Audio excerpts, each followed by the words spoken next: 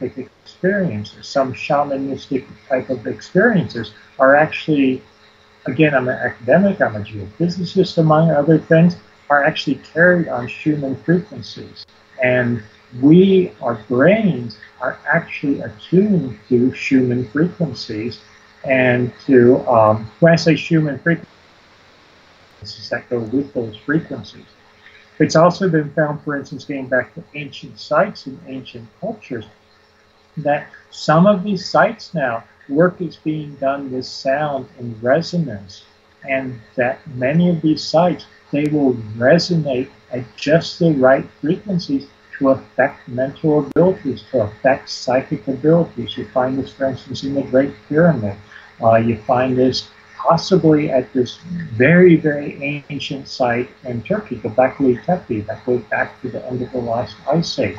So many of these sites, when you start experimenting with them, and a lot of traditional archaeologists, they don't even want to talk about this, but they are doing things, I believe, they were being used as a way to carry the mentality, to carry consciousness. They were essentially vehicles to reach higher, what I would call higher states of consciousness, altered states of consciousness. Yeah, this could be what's behind some of the tribal dances where they dance for 24 hours. And absolutely. I mean, even the sarcophagus in the pyramid, since there was no bodies in it, it makes you wonder, like, was there a vortex of energy there that would transport your consciousness to another place? Exactly. So, for instance, a lot of tribal dances and whatnot, I believe that the beats in them, the patterns in them, are actually Schumann resonance patterns, beats that are in sympathy with that. And there is a certain aesthetic, but that aesthetic ties in with the natural patterns. I have no doubt, for instance, the sarcophagus, I refer to it as the coffer in the Great Pyramid, that it's not a sarcophagus. No one was ever buried there. I think there's a lot of evidence that really the function of the Great Pyramid was, among other things, ritualistic, for carrying out rituals, for carrying out procedures, should we say, that would alter states of consciousness for those involved with it. Yeah. I think as we can continue this research and get more secular people involved in archaeology, we're going to escape a lot of the politics involved in Egypt. And Zahi Hawass, I mean, you don't even bring his name up to Art Bell, but this guy, I think he's been captured in sort of a trap there. Yeah. I don't know what the latest word on Zahi Hawass is, so I really don't want to speak to it, but of course he's not in power at the moment, as I understand it. With the turnover of the regime in Egypt, I have understood that, very serious charges. Some people want to bring very serious charges against Zahi Hawass. Yeah, he's been in control of that for a long time. Exactly. I'm hoping that, now that there's a change in regime, change in administration, that we might be able to open up a little bit again, do things that we haven't been able to do for the last 10 or 20 years. Because there's a lot of important research in Egypt, and it's more than just digging up another, new kingdom tomb. I think there's very fundamental research that needs to be carried out, even if it's unconventional by status quo standards. Yeah, it's funny, what brought the regime change about was basically young kids.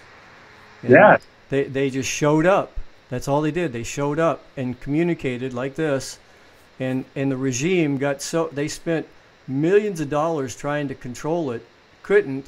They ended up getting in touch with their parents and getting all their parents to try to talk to your children because they're being misled. Well, the parents got involved and the kids said, hey, here's what's really happening. Then the parents stayed. So I think we really need to start listening to the younger minds, because I think we forget that even Jesus was like in his mid-20s when he started teaching. Buddha, all these great teachers were really young when they had their aha moments and set out to change the world. But yet we're sort of stuck with all these old ancient politicians that, I don't even want to go into it, but it seems like they're so out of touch with the transformation that is in process right now. Right. Well, I think what you said ties right in. The longer they're in power, the more they become status quo, the more vested interest they have in the status quo, in things as they are today. I find this not just among politicians, well, maybe everything's politics, but among scientists, the more vested interest they have, the longer they've spent their career supporting a certain paradigm.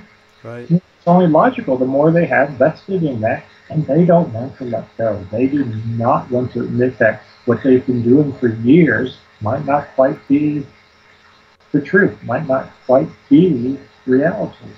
This is the importance of breaking down our beliefs, dismantling them, and seeing the eyes through the eye of a child. Like in Zen Buddhism, they talk about this, the beginner's mind, because if you have in your mind, I'm sure as a scientist you've run across this, once you set up a networking cognitive process of believing a certain vision, a certain way of seeing the world, what happens is we get attached to it, and then the filtering process comes in, and you start filtering out anything that conflicts with it, and it's all done unconsciously. Now all of a sudden you really believe what you're talking about because your whole world believes that way. And you can say, look at all the evidence, but you don't realize that you've filtered out all of the conflicting evidence.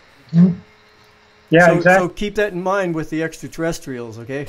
I do. And that's why I say, I actually consciously try, now whether I'm always successful or not, but exactly what you said, I try to consciously always say to myself, what are my biases? What evidence might I be filtering out? Where might I be going wrong? Are there things that I'm missing? And I really do try to be open to things. So, like the extraterrestrials, I want again, I'm open to it, but far it's just a possibility. Yeah, exactly. But I haven't personally been convinced that we have to go there yet. Follow the evidence. Right, exactly. Well, listen, Robert, I could sit here and talk to you all day. I agree. I think maybe we could follow this up in Nevada City. Yes. The Youth Cycle Conference. Yep. And I don't know, can I put a plug in for my website? Or? Absolutely. But do that. I was going to say I have a website, personal website, www.robertschoch, and it's spelled ROBERTSCHOCH. My last name is SCHOCH, because I mentioned that because a lot of people misspell it. They want to put a K on the end. So www.robertschoch, all one word, .com. And if people go there, they can read about me. They can find a link to my forthcoming book, Forgotten Civilization, where I actually talk about a number of these issues that we've touched on, or I touch on them in the book. And I think it's very important. One thing I try to do in the book is really break down paradigms. I talk about the whole concept of paradigms and ancient civilizations and the status quo approach versus the new approach. I also talk about a lot of new developments in science that tie in with the importance of consciousness underlying everything. So I think a lot of good material people will enjoy. Yes. Cynthia Fowlis from Inner Traditions got a hold of me and told me, she said, you're going to have to read this book. So I'm first on the list to get a book. Oh, there you go. Great. Excellent. Yeah. I'm glad to hear that. And the conference, the Yuga Cycle Conference, I hope that people can make it. I'll be speaking there, a number of other speakers. It's going to be a great place to really talk to people about this who are open to it, who are not closed-minded. And this is what we need to do, I think, is really start getting this movement really going, both through the internet, by personal interactions, by promoting and supporting things like Nanda College and Expanding Light, and really get this going. We are moving, I have no doubt, we are moving into a new age, a new transition, a new cycle, however you want to say it. The Yuga cycle, we are experiencing that change right now. And so I hope people will participate. And we are the change. I hope so, yeah. All right, Robert. Listen, tell your wife it was nice talking with her, and I look forward to meeting her and introducing you to my wife. Yes, we likewise. We look forward to meeting. Yeah, and keep up the good work. You know, Thank you know, it's people like you on the front lines of the academia, you know, that are willing to transgress those boundaries. This is what we need. We need to push those boundaries away now, and look into these realms. Thank you. I appreciate that. And I agree with you. All right. You have a nice day. Okay. You too. All right. Take care. You too. Thank you.